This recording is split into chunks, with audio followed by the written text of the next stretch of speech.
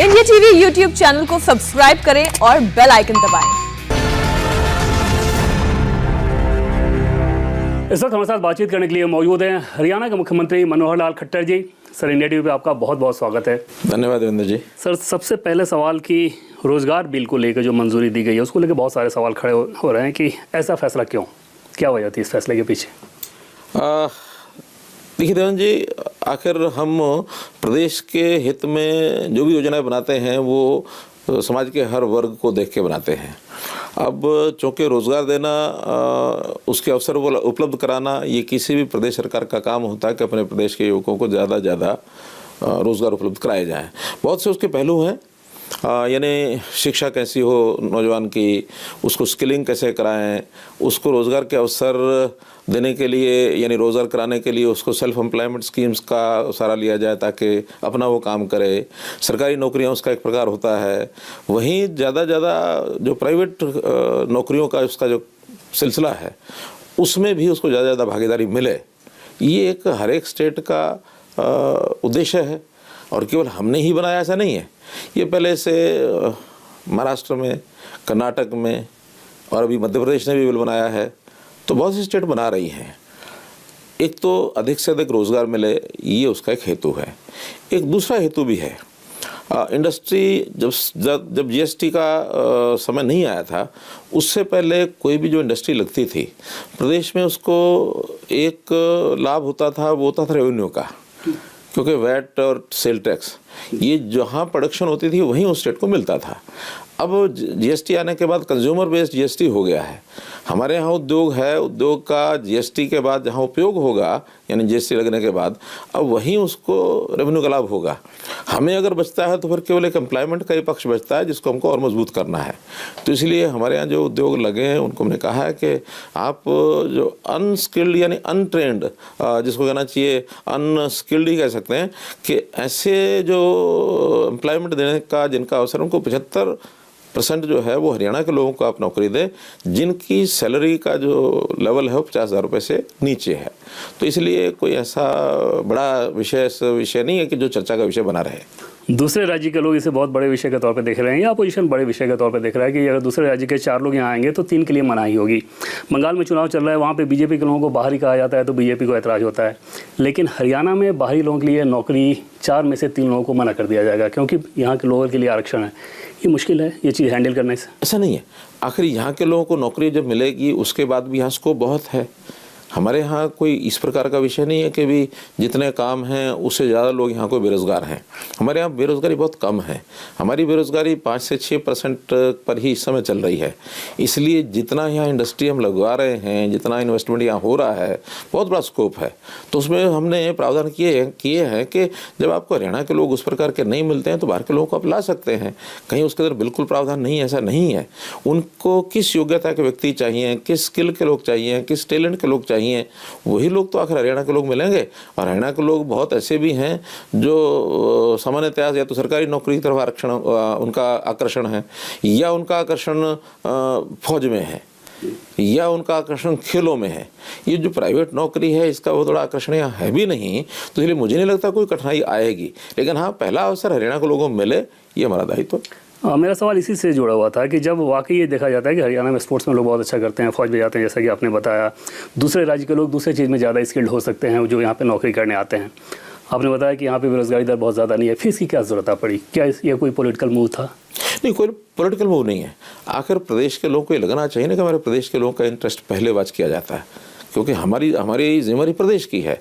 जिसकी जिम्मेदारी जिले की होती है वो जिला का ध्यान रखता है, जिसकी प्रदेश की होती है प्रदेश का ध्यान रखता है, जिसको केंद्र की जिम्मेदारी होती है केंद्र पूरे देश का ध्यान रखता है।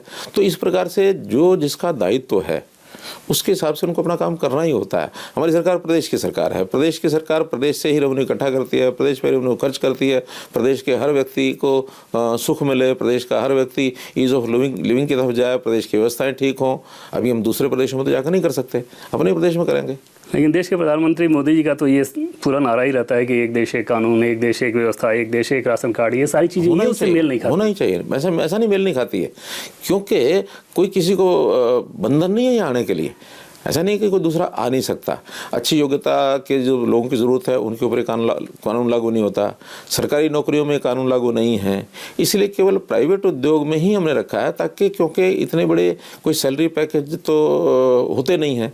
एक सामान्य तौर पर जो सैलरी लेने वाला व्यक्ति है, कहीं कोई 12,000 से शुरू करेगा, कोई 15,000 से, कोई 18,000 से, ये बहुत दूर के लोग आकर के रहने में उनको कठिनाई भी है। स्थानीय व्यक्ति होता है, अपना काम करेगा, शाम को घर चला जाएगा, उसके खर्चे भी उतने कम है, उसकी आर्थिक स्थिति बढ़िया होगी। और मान लो बाहर के लोग यहाँ के करते हैं, यहाँ के लोग बाहर जाके करते हैं, दोनों को असुविधा है। हाँ, जहाँ कहीं लोग उस प्रकार के नहीं होंगे, निश्चित रूप से बाहर के लोग आएंगे, काम करेंगे। और एक दूसरा विषय, आखिर ये तो कानून आ जा रहा है, बाहर के लोग यहाँ पहले से वर्षों वर्ष से काम कर रहे हैं और यहाँ बसे हुए भी हैं, उनके आगे परिवार, उनके नौजवान सब हो गए हैं।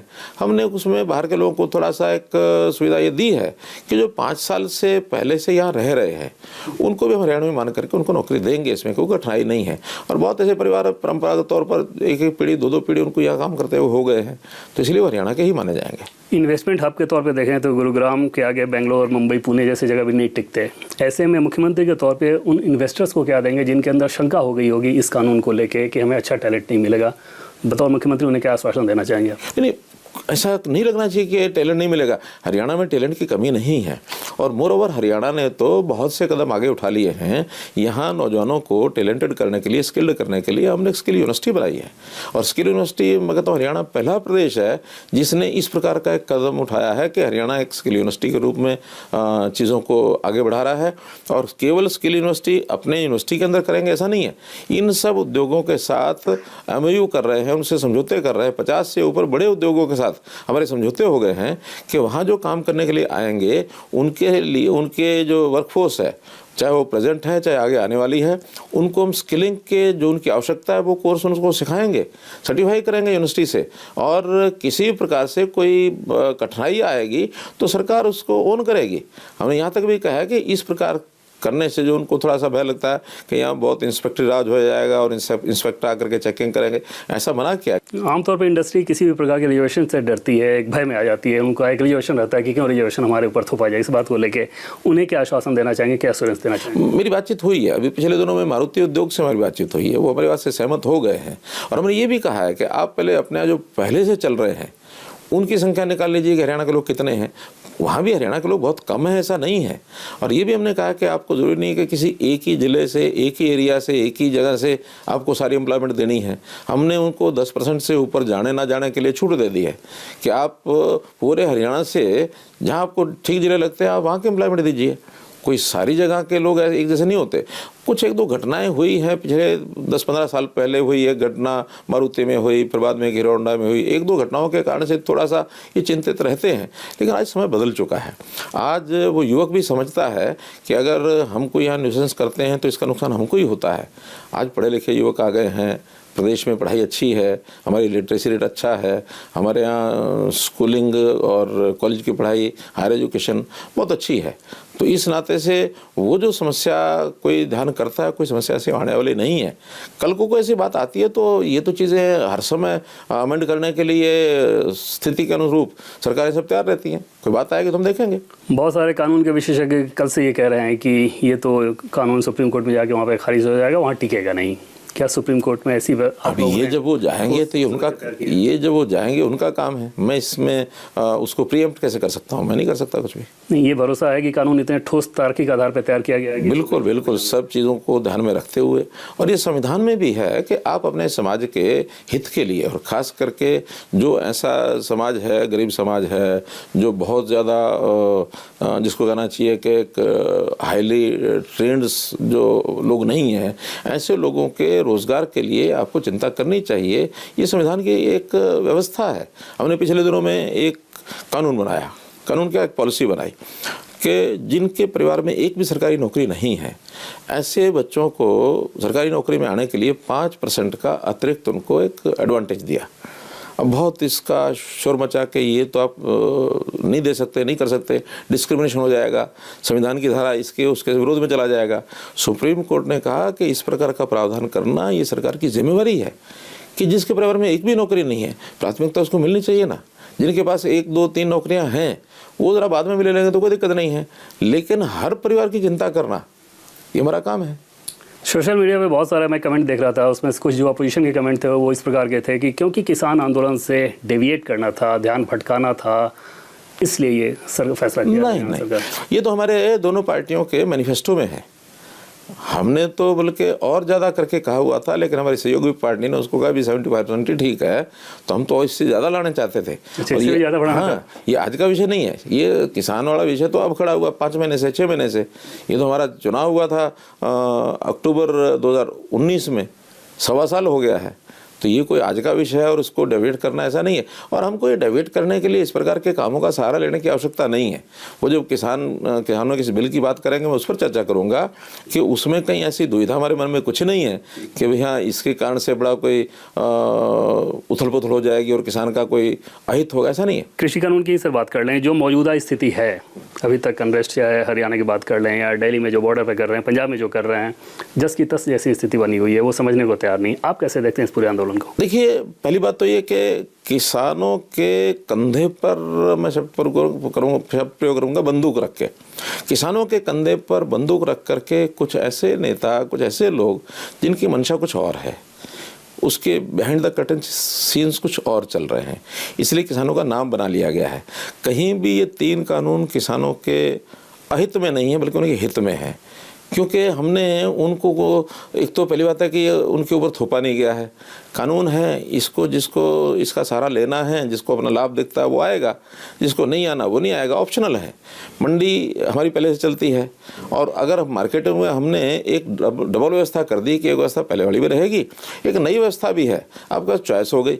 अब कभी किसी के पास एक रास्ता है और उसको अगर 2 रास्ते बताए जाए तो वो सोचेगा कि मुझे 2 रास्ते में जो लाभ मिलेगा उसमें जाऊंगा। पहले वाला रास्ता बंद नहीं है, मंडियाँ हमारी रहेंगी, एमएसपी हमारी रहेगी, प्रोक्योरमेंट हमारी चलेगी। लेकिन अगर कोई प्राइवेट मंडी भी आती है और जो एमएसपी पर ज़्यादा पैसा देने के लिए तैयार हो जाएगी, ज़्यादा सुविधाएं देने के लिए तैयार हो जाएगी, तो उसको उस किसानों को वहाँ जाने में आपत्ति नहीं होनी चाहिए कोई भी। राहुल गांधी और प्रियंका गांधी पूरे देश में घूम के कह रहे हैं कि प्रधानमंत्री मोदी किसानों की सारी ज़मीन हड़प लेंगे, उद्योगपतियों को बेच देंगे।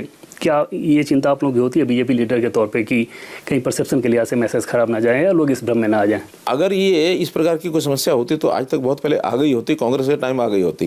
मैंने बताया कॉन्ट्रैक्ट जो लॉज हैं ये कांग्रेस के समय बने हैं। क्या किसी की ज़मीन गई है? नहीं गई है। देश में ऐसा कोई कानून नहीं है कि किसी की ज़मीन को कॉन्ट्रैक्ट लॉ के अंतर्गत ज़मीन को ले जाएगा। कॉन्ट्रैक्ट होता है फसल का, फसल में नफा भी होता है, घाटा भी होता है, प्राकृतिक आपदा भी आ सकती है, फसल अच्छी भी हो सकती है। अच्छी होगी तो लाभ होगा, दोनों को होगा, बल्कि किसान को ज़्यादा होगा। और अगर ख़राब होगी तो किसान को नुकसान नहीं होने वाला है, उसने कॉन्ट्रैक्ट करके रेट अपना फिक्स कर लिया है। लेकिन कहीं भी उसमें ज़मीन के ऊपर किसी का इस कारण से दावा, ये कानून में मना किया गया है कि उसकी ज़मीन को आप उसके साथ छेड़खानी नहीं कर सकते। राहुल गांधी और प्रियंका गांधी को समझाना चाहेंगे कुछ कि भाई ये स्थिति है या लॉन्ग लिव राहुल गांधी। राहुल गांधी जितना लंबा बने रहेंगे हमको कोई कठिनाई नहीं है, सुविधा ही होगी, अच्छे लगेगा। राकेश टिकैत क्योंकि एक कास्ट विशेष जाट की सिर्फ वो किसान नेता हैं, लेकिन जाटों में ही अपनी पैठ बनाते हैं, खाप पंचायतों को अपनी बात समझाने की कोशिश करते हैं। क्या हरियाणा में उसका कोई असर आप देखते हैं, निगेटिव असर, कोई नुकसान, कोई चिंता कि जाटों के अंदर कोई नाराज़गी है इस बात को लेकर जिसका खमियाजा आप लोगों को भुगतना पड़ सकता है पॉलिटिकली? देखिए, कांग्रेस या कांग्रेस के अलग भारतीय जनता पार्टी को छोड़ करके बाकी पहले जितनी भी पार्टियां रही हैं, हम तो सत्ता में 2014 में आए हैं। इससे पहले भारतीय जनता पार्टी के विचार को लेकर के लगातार हम संघर्ष करते रहे। समझौते में कभी कभी हमने सरकारें भी बनाई हुई कांग्रेस को दूर रखने के लिए। कोई सत्ता के हम कोई लालच से या सत्ता को भोगने के लिए हम समझौते में आते थे, ऐसा नहीं है। लेकिन कांग्रेस बहुत बड़ा नुकसान करती थी तो कांग्रेस को दूर रखने के लिए हम आते थे। उस समय इंडियन नेशनल लोक दल के साथ, ओम प्रकाश चौटाला के साथ और देवीलाल जी के साथ हम सत्ता में आते रहे। लेकिन अनुभव ये है कि हमेशा ये सब पार्टियाँ ये हमेशा जातिगत पॉलिटिक्स करती रही हैं, जातियों को वोट बैंक के आधार के ऊपर यूज़ करते रहे हैं। हमने पहले दिन से कहा कि नहीं, हम जात पात नहीं करेंगे और जाति पाति के आधार पर वोट बैंक को खड़ा रखना ये समाज को नुकसान पहुंचाना है। आपको याद हो तो मैं जब 2014 के अंदर चुनाव लड़ रहा था उन दिनों में एक नारा मैंने उपयोग किया था, हरियाणा एक हरियाणवी एक, कि सारे हरियाणवी ये सब एक होकर के विचार करें। कोई किसी जाति का है, जातियां हैं, जन्म से जाति हो जाती है, कोई क्या करे, इसको एकदम तो समाप्त नहीं किया जा सकता। कम्युनिस्टों ने बहुत नारा दिया जाति विहीन समाज, मुझे नहीं लगता जाति विहीन भी हो जाएगा। जातियां तो जन्मजात रहती हैं, उन जातियों का कभी हो सकता कालांतर में उपयोग रहा हो, बाद में उन जातियों का नुकसान होने लग गया, फिर जातियां परंपरागत चलती रही। आज जाति समाप्त होने की बजाय मेरा कहना है कि जातियों का उपयोग जितना है उतना करें। समाज के हित अहित के लिए सरकार कोई काम करे तो सरकारों को बनाने में गिराने में जातिगत भावना ला करके काम करना, ये प्रदेश के अहित में है। किसी भी प्रदेश में हो, देश में तो देश के हित में है। हमको उस लेवल तक जातियों का ये सहारा जो है नहीं लेना चाहिए। मुख्यमंत्री जी, इंडिया टीवी से बातचीत करने के लिए आपका बहुत बहुत धन्यवाद। धन्यवाद देवेंद्र जी। तो ये अभी आपने सुना हरियाणा के मुख्यमंत्री मनोहर लाल खट्टर को। नमस्ते, मैं हूं मीनाक्षी जोशी। वीडियो और खबरों से अपडेट रहने के लिए India TV YouTube channel subscribe करें, बेल आइकन दबाना ना भूलें। जुड़े रहें इंडिया टीवी के साथ।